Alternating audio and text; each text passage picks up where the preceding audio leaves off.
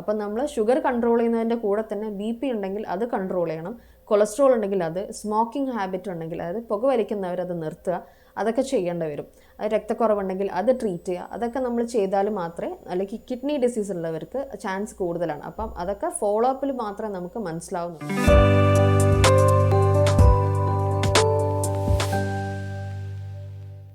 നമസ്കാരം, ഞാൻ ഡോക്ടർ ഷെറീൻ ഹസൻ, വടകര ആശ ഹോസ്പിറ്റലിലെ ഒഫ്താൽമോളജിസ്റ്റാണ്. ഇന്ന് ഒരുപാട് പേരിൽ കാണുന്ന ഒരു അസുഖമാണ് ഡയബറ്റിസ് അല്ലെങ്കിൽ പ്രമേഹം എന്ന് പറയുന്നത്. പ്രമേഹം മനുഷ്യ ശരീരത്തിൽ ഒരുപാട് അവയവങ്ങളെ ബാധിക്കുന്നതാണ്. അതിൽ കണ്ണിനെ പറ്റിയാണ് ഞാനിപ്പോൾ പറയാൻ പോകുന്നത്. കണ്ണിൽ ഒരുപാട് രീതിയിൽ പ്രമേഹം അല്ലെങ്കിൽ ഡയബറ്റിസ് എഫക്റ്റ് ചെയ്യുന്നുണ്ട്. അതിൽ ഏറ്റവും കൂടുതലായിട്ട് നമ്മൾ പറയുന്നത് കണ്ണിൻ്റെ ഞരമ്പ് അല്ലെങ്കിൽ റെറ്റിനെ ബാധിക്കുന്നുണ്ട്. അതല്ലാതെ ഇടയ്ക്കിടയ്ക്കായി വരുന്ന ഈ കൺപോള കുരുകൾ അല്ലെങ്കിൽ കണ്ണിൻ്റെ ഡ്രൈനെസ്, അങ്ങനെ പല രീതിയിലും കണ്ണിനെ ബാധിക്കുന്നതായിട്ടുണ്ട്. കണ്ണിൻ്റെ ഞരമ്പ് അല്ലെങ്കിൽ റെറ്റിനൽ എഫക്റ്റ് ചെയ്യുന്നതാണ് നമ്മൾ ഡയബറ്റിക് റെറ്റിനോപ്പത്തി എന്ന് പറയുന്നത്. പ്രമേഹം അല്ലെങ്കിൽ ഡയബറ്റിസ് കണ്ണിൻ്റെ ഞരമ്പിനെ പല രീതിയിലും ബാധിക്കുന്നുണ്ട്.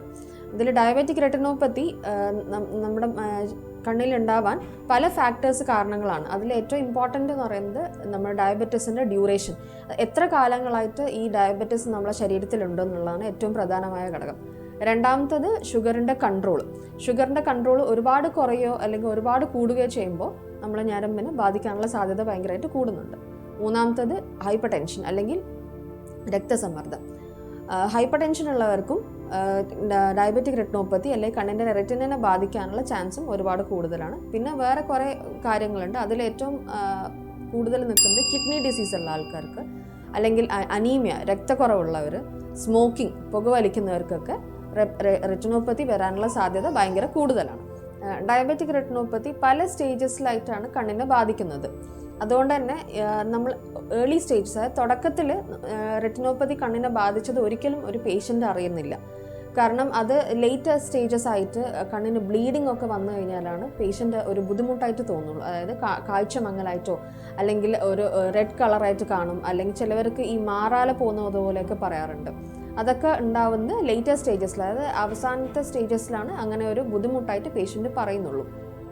ഡയബറ്റീസിൽ സംഭവിക്കുന്നത് വെച്ചാൽ കണ്ണിലോട്ടുള്ള ഓക്സിജൻ്റെ അളവ് കുറയുകയും അവിടെ പുതിയ രക്തക്കുഴലുകൾ, അതായത് പുതിയ ബ്ലഡ് വെസൽസ് വരും.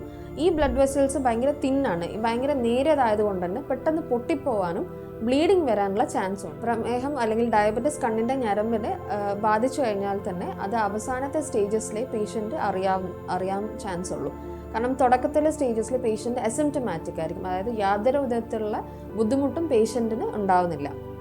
അതുകൊണ്ട് തന്നെ നമുക്ക് അവസാനത്തെ സ്റ്റേജിലോട്ട് എത്തുമ്പം പേഷ്യൻറ്റിന് ബുദ്ധിമുട്ടായിട്ട് തോന്നും. അതായത് ബ്ലീഡിങ് വരുമ്പം പേഷ്യൻറ്റിന് കാഴ്ച മങ്ങലും അല്ലാതെ മാറാല പോകുന്നത് പോലെ മുന്നിൽ കാണുകയും അല്ലെങ്കിൽ കുത്തുകളൊക്കെ ആയിട്ടാണ് പേഷ്യൻ്റ് കംപ്ലയിൻറ്റ് ചെയ്യുന്നത്.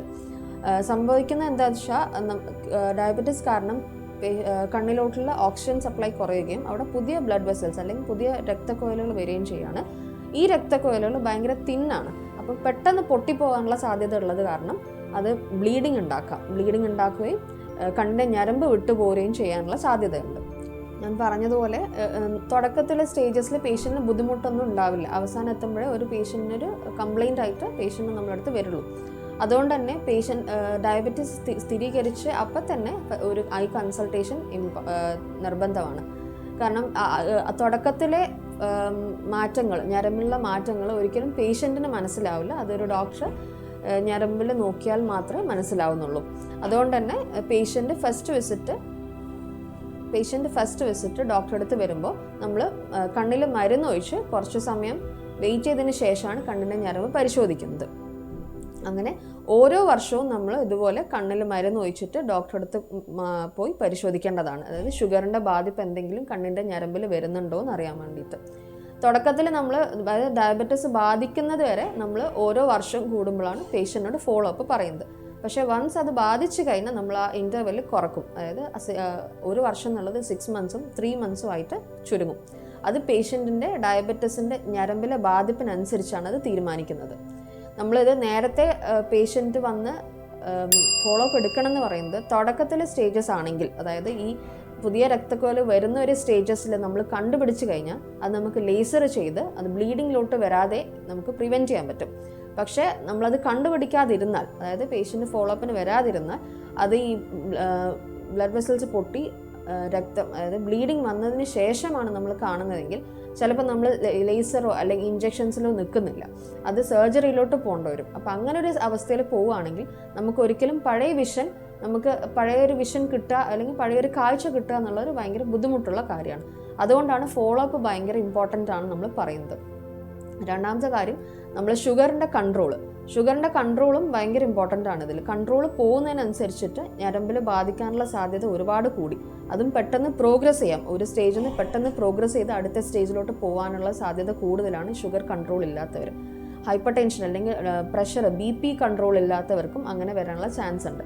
അപ്പം നമ്മൾ ഷുഗർ കൺട്രോൾ ചെയ്യുന്നതിൻ്റെ കൂടെ തന്നെ BP ഉണ്ടെങ്കിൽ അത് കൺട്രോൾ ചെയ്യണം, കൊളസ്ട്രോൾ ഉണ്ടെങ്കിൽ അത്, സ്മോക്കിംഗ് ഹാബിറ്റ് ഉണ്ടെങ്കിൽ അതായത് പുകവലിക്കുന്നവർ അത് നിർത്തുക, അതൊക്കെ ചെയ്യേണ്ടി വരും.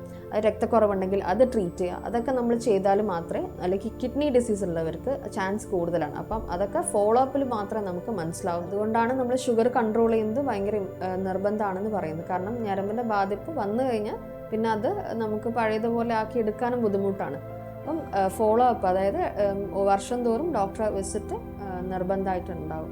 നമ്മളിപ്പോൾ ടൈപ്പ് 1 ഡയബറ്റിസ് ആണെങ്കിലും ടൈപ്പ് 2 ആണെങ്കിലും, അതായത് ചെറിയ കുട്ടികളിൽ കാണുന്നതാണെങ്കിൽ പോലും നമ്മൾ ഷുഗർ കണ്ണിൻ്റെ ഞരമ്പിൽ ബാധിക്കാനുള്ള സാധ്യതയുണ്ട്. പക്ഷേ ടൈപ്പ് 1 ആണെങ്കിൽ, അതായത് ചെറിയ മക്കളിൽ കാണുന്ന ഡയബറ്റിസ് ആണെങ്കിൽ ഫസ്റ്റ് വിസിറ്റ് എന്ന് പറയുന്നത് സ്ഥിരീകരിച്ച് ഒരു 5 വർഷത്തിന് ശേഷം, 5 വർഷം ആകുമ്പോഴത്തേക്ക് മതിയാവും. പക്ഷേ ടൈപ്പ് 2, അതായത് ഇത്തിരി പ്രായം കൂടിയുള്ളവർക്ക് വരുന്നതാണെങ്കിൽ അത് നമുക്ക് ഒരു അപ്പോൾ തന്നെ, അതായത് സ്ഥിരീകരിച്ച് ഫസ്റ്റ് ടൈം തന്നെ നമ്മൾ കണ്ണിൻ്റെ ഡോക്ടറെ കാണും. അപ്പോൾ ഡയബറ്റിക് റെറ്റിനോപ്പത്തി എന്താണെന്ന് ഞാൻ പറഞ്ഞത് നിങ്ങൾക്ക് മനസ്സിലായെന്ന് കരുതുന്നു. ഇനി എന്തെങ്കിലും സംശയമുണ്ടെങ്കിൽ കമൻറ്റ് ബോക്സിൽ കമൻറ്റ് ചെയ്യാവുന്നതാണ് ഞാൻ ഉത്തരം പറയുന്നതിന്.